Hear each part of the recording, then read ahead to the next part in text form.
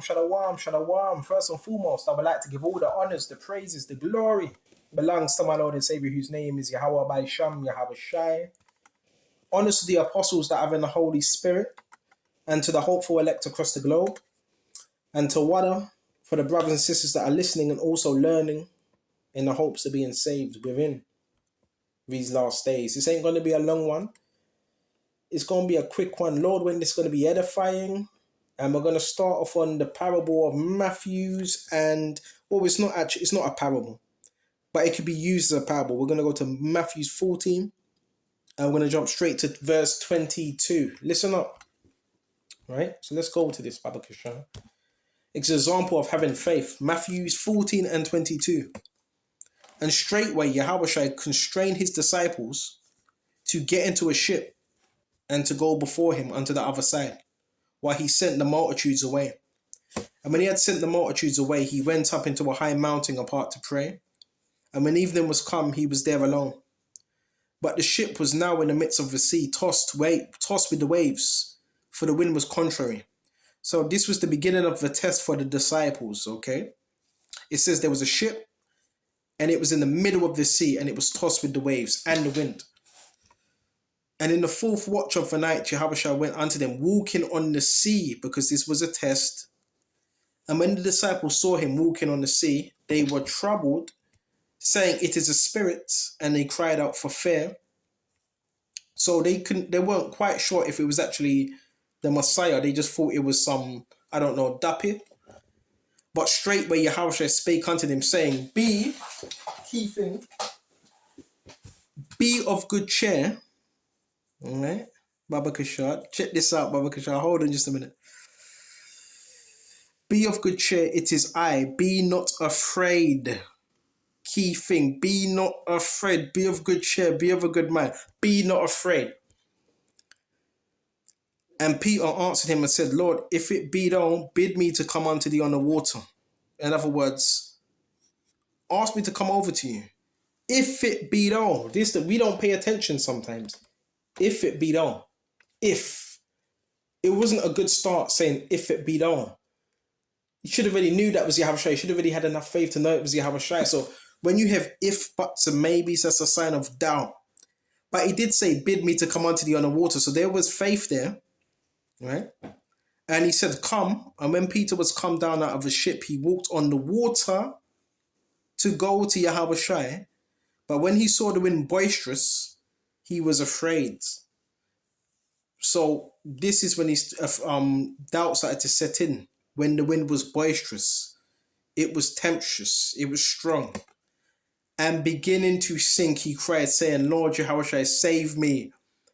So he was walking on water, but when he saw the wind, so he wasn't paying attention to his eyes being focused on Yahawashi. He was, but when the wind came, the wind was a distraction. The wind represents the things, the outside things that distract us in this truth. Okay? And in beginning to sink, he cried, saying, Lord Yahawashi, save me. And immediately Yahawashi stretched forth his hand. And this is so deep, you know why? Because in the time when we think we're falling, Yahawashi is always there and his hand is always stretched out. Always stretched out. The times when we think we're sinking. And why do we sink? Because we tend to focus on the things outside of us. We need to focus on Yahawashi. Okay? And immediately Yahawashi stretched forth his hand and caught him and said unto him, O thou of little faith, wherefore didst thou doubt? And what's doubt? Doubt is incredulity. All right? Incredulity that's not faith, that's doubt. All right? And when they were coming to the ship, the wind ceased, heavy. Then they were in the ship, came and worshipped him, saying of a truth, thou art the Son of God. So, guess what there was to learn out of this? We got to have faith. Right? The times we sink when we take our eyes off Yahawashi, when you take your eyes off him, that's when you begin to sink, because now you're focused on the wind and the boisterous winds and the turmoil and the things that are happening outside of you and so forth. Now you keep your eyes on Yahawashi, because he's the one that controls the wind. You listening? I got something in Psalm 69 and 2. I sink in deep mire, where there is no standing. I am coming to deep waters, where the floods overflow me. Jump to verse Salakia, Psalm 69 and 14. Deliver me out of the mud, the dirt, and let me not sink. Let me be delivered from them that hate me, and out of the deep water. So there's so much different parables as well that we can match with the scriptures as well. Okay. So sometimes, yeah, we're in deep waters, but the reason why we're in deep waters a lot of the time, because yeah, it is a test, but Yahawashi wants us to keep his eyes on him. The winds are gonna come, the winds, the storms. But guess what we gotta do? Like Yahawashi, what did Yahawashi do? Speak to them storms.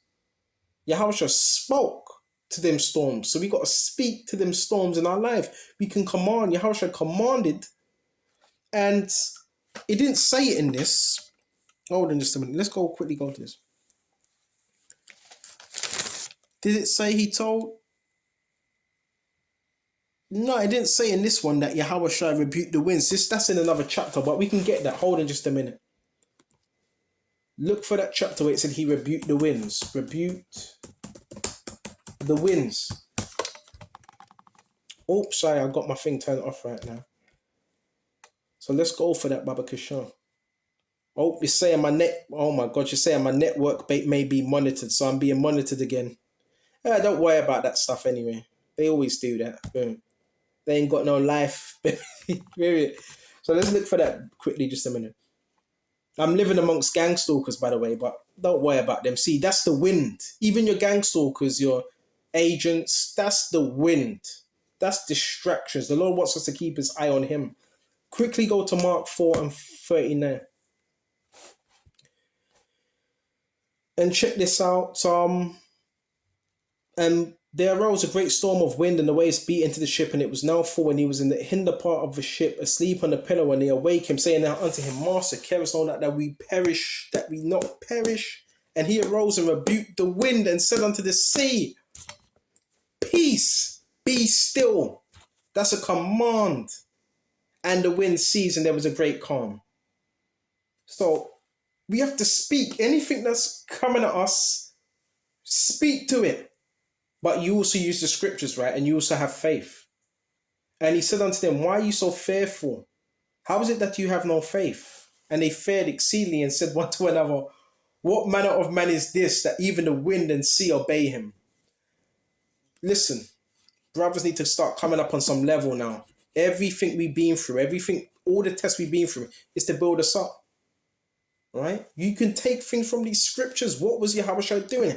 This was all forms of spiritual power right here. Through faith. Through the belief. We can't say we believe, but we're not showing the faith. We need to show faith, whether it's small or whether it's great. Even when you have demons coming up against you, you should be able to rebuke them demons in the name of Yahweh Shem Yahawashi. Because you already believe. We can't just say, yeah, I have faith, but there's no faith that's being shown. Even the winds and sea obeyed Yahawashi, and there was a great calm. He rebuked it. He said unto the wind, Be peace and be still. Examples in this. We're going to shut off. Baba Kishar. Now let's go to Luke 1 and 37. For with God, nothing shall be impossible. It's one of the shortest verses. And that's on Luke 1:37, Matthew 19 and 26. But Yahawashi beheld him and said unto them, With men this is impossible, but with God all things are possible. And we got to start being, what's the word? There's a word I'm looking for. We got to stop being pessimistic. That's the problem. So too pessimistic. I don't like to hear that word too much. I can't, but you can't. No, you can't. Just because you can't do something doesn't mean somebody else can't do it. They can. I hear that so much these days. But he can't. No, you can't do it. But Yahawashi just like, I'm passionate about this. But Yahawashi beheld him and said to them, with men this is impossible. Certain things that we may do, to the others looking in, they may say, well, I couldn't see myself doing that. So that's impossible. Nah, I think it's impossible. No, with men, things are impossible because men have a certain way of thinking. And when you go to Isaiah, hold on just a minute, so much scripture coming to my mind now. Isaiah 50, I think it's Isaiah 55. My ways are not your ways. My ways are not your ways. Quickly get that. So when we go to KJV, Isaiah 55 and 8, it says, "For my thoughts are not your thoughts, neither are your ways my ways, saith the Lord Yahawashi." So the way others may view stuff could be completely different to the way the Lord sees stuff. For as the heavens are higher than the earth, so are my ways higher than your ways, and my thoughts than your thoughts. So you may see a certain thing or think a certain way and have a certain outlook about it, but your ways are not the Father's ways. Okay? Heavy stuff right here. Heavy stuff. For with men, things are impossible. With the Most High, nothing is impossible. So knowing that, we got to start having more faith. You got to take more risks as well. Because have you noticed, when you take more risks, then that means there's a higher level of faith that Yahawashi puts on us and he backs us up. Little risk, then just a little bit more faith. Less faith. So the more risk you take, the more faith Yahawashi gives us. Okay? And that's what I've learned from my experience. Right?